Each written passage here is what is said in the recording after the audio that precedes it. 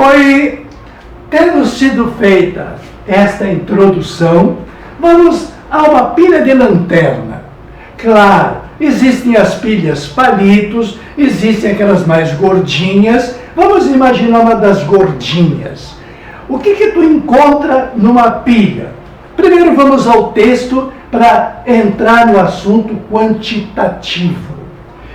Pilha de lanterna funcionou durante 48 minutos e 15 segundos, fornecendo 0,2 ampere de corrente elétrica, com o desgaste na placa de zinco.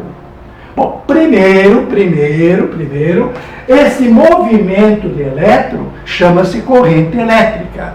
E a diferença de potencial, no caso desta pilha, é de 2 amperes. Existe um fluxo eletrônico, existe uma corrente que tem intensidade e durante um certo tempo ela trabalhou. Bom, se você pegar a pilha de lanterna, afinal, onde é que está o desgaste do zinco? Onde é que está o zinco aqui?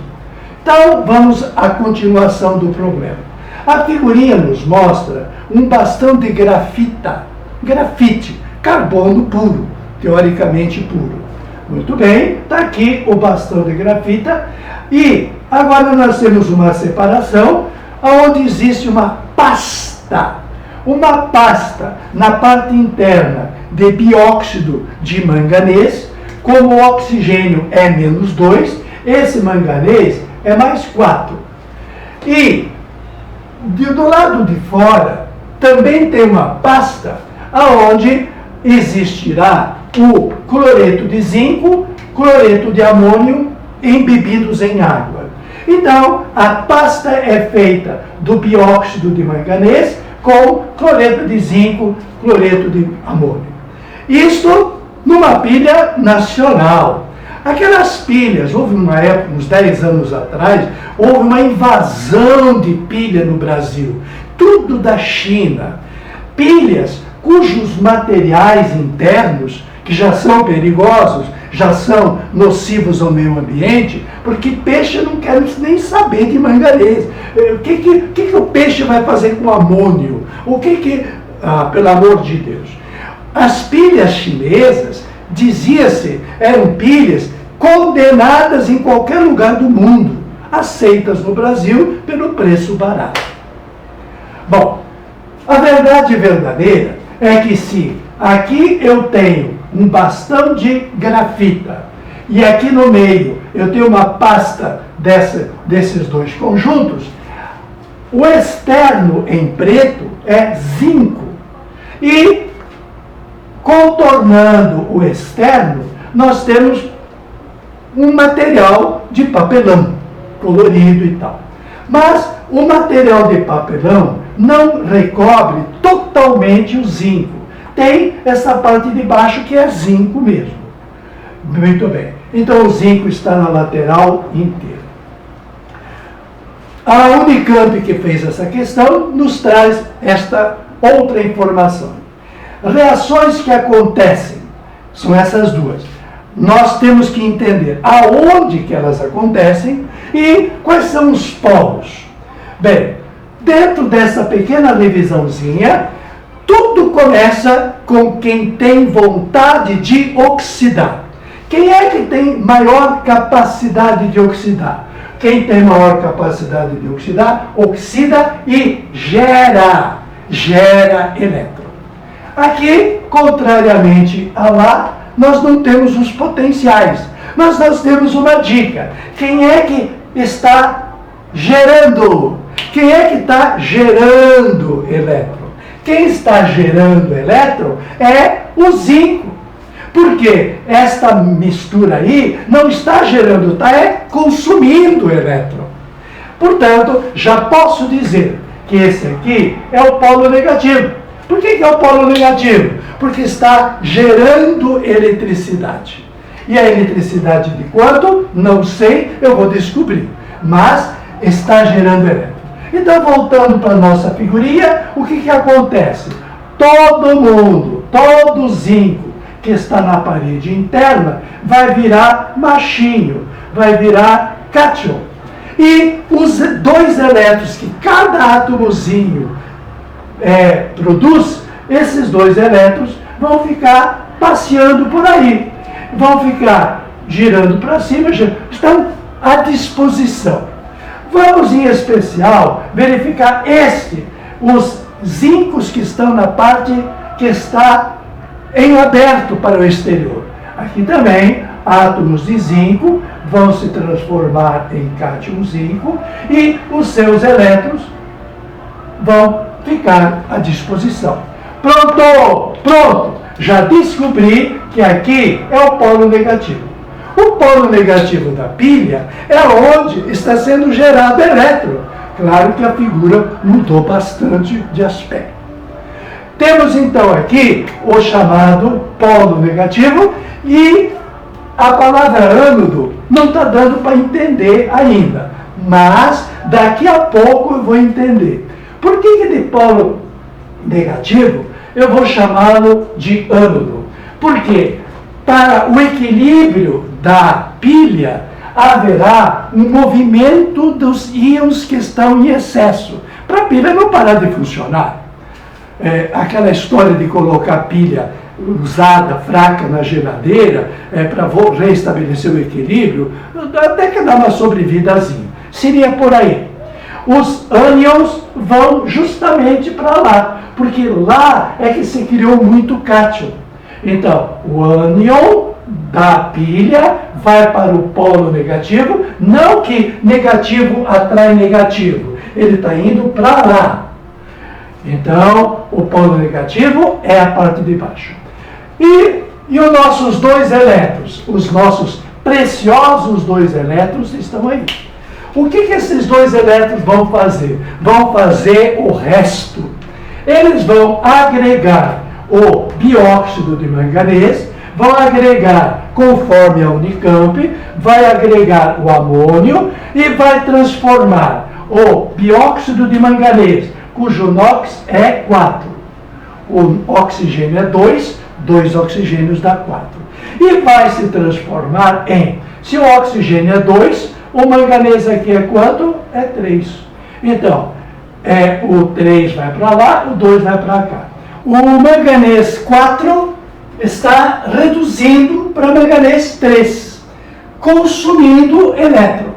Então, fiquemos nesse movimento. O movimento de redução é aquele em que consome elétron. O movimento de oxidação, quando o zinco de 0 se oxidou para zinco positivo, soltando os elétrons na parte interna da pilha, esta oxidação gerou elétron. Aqui, muito importante para o teu entendimento, toda oxidação gera elétron. Se gera elétron, vai ser o polo negativo. Então, oxidação, polo negativo, está garantido. E, como se trata de pilha, o polo negativo, naquele movimento dos íons, traz um nome esquisito. O ânion vai na sua direção.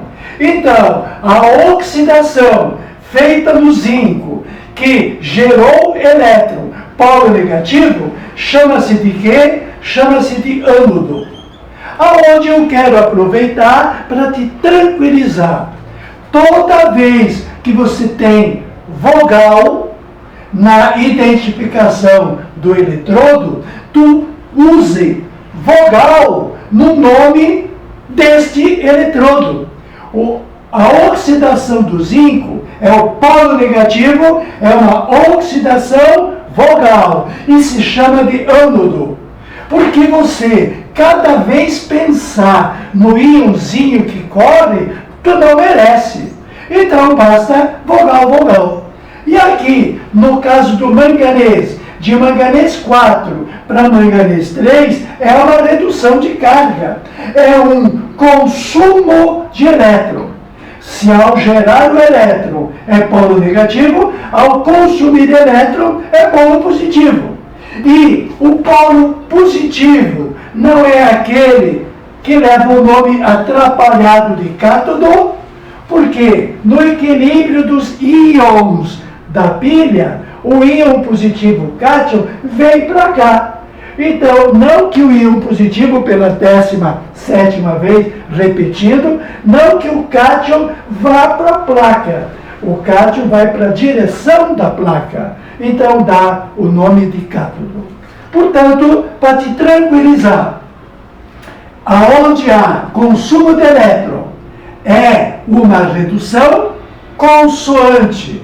E o nome do eletrodo, aonde tem redução, será cátodo, para te dispensar desse trabalho de pensar qual é o nome do polo. Cátodo, porque é na direção do qual está indo o cátion. Então, meu amigo, feliz, seja feliz. Consoante, consoante. Vogal, vogal.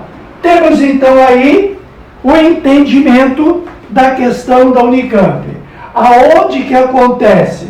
Pois bem, esta reação de redução acontece no cátodo. E aonde que é o cátodo? O cátodo é esta parte para onde estão indo os elétrons. E para onde estão indo os elétrons? Os elétrons gerados pelo zinco estão indo para esta superfície de grafita.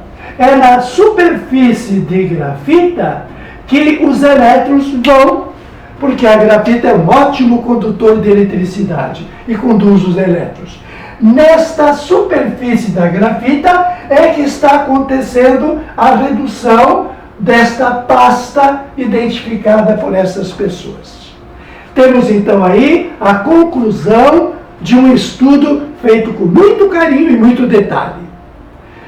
Bom, e o aspecto quantitativo? O aspecto quantitativo, quando cita a intensidade da corrente e o tempo em que essa intensidade trabalhou, dá para determinar a massa, que vamos ver pelas leis de Faraday. Há também uma outra possibilidade de quantificar.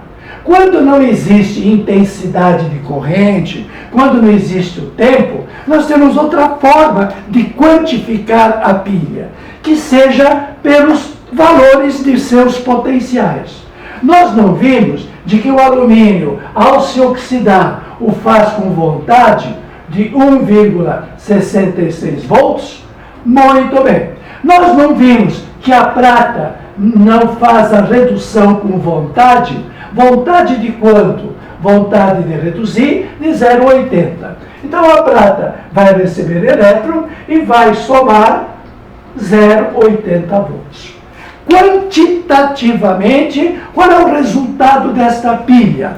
Ué, é só somar as duas partes. Se você somar a reação que aconteceu no ânodo, lembra? Oxidação é resultado de um aumento de carga e é o ânodo. Por que não vamos mais nem pensar? Por que é ânodo? Porque o ânodo... Deixa para lá.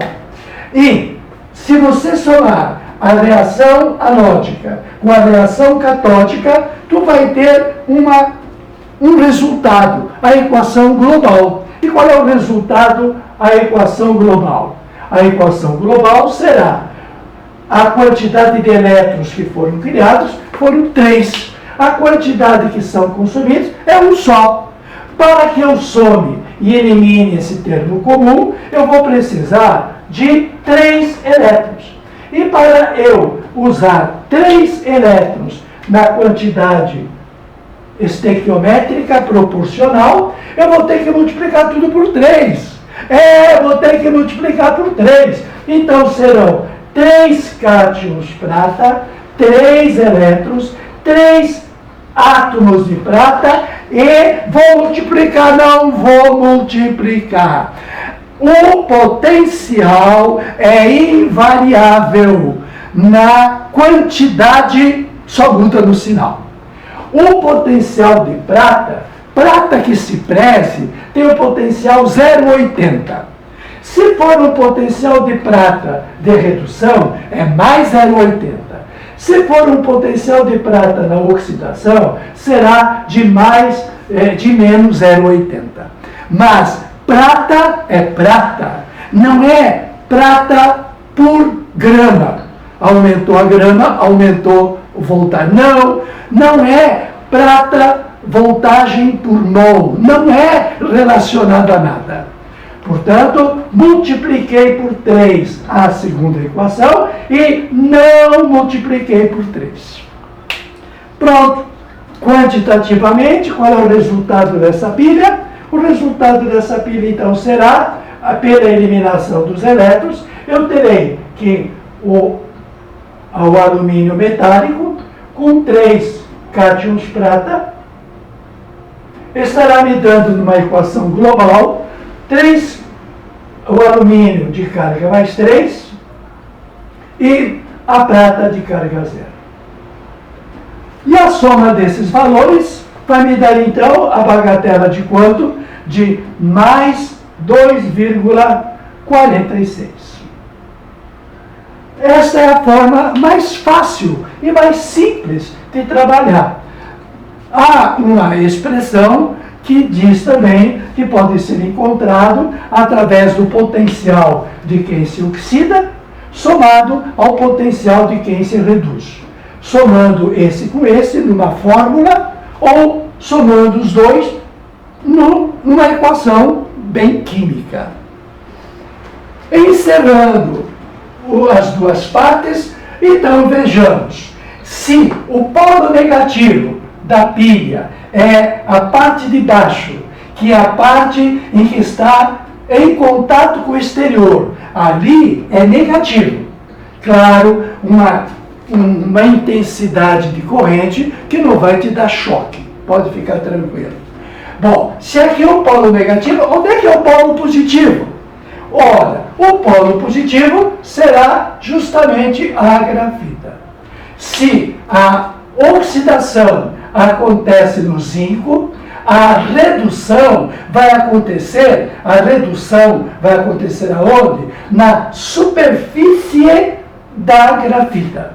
Se acontece na superfície da grafita esta reação, a grafita é o polo positivo. Por enquanto, está muito bom. Totti, ao seu dispor.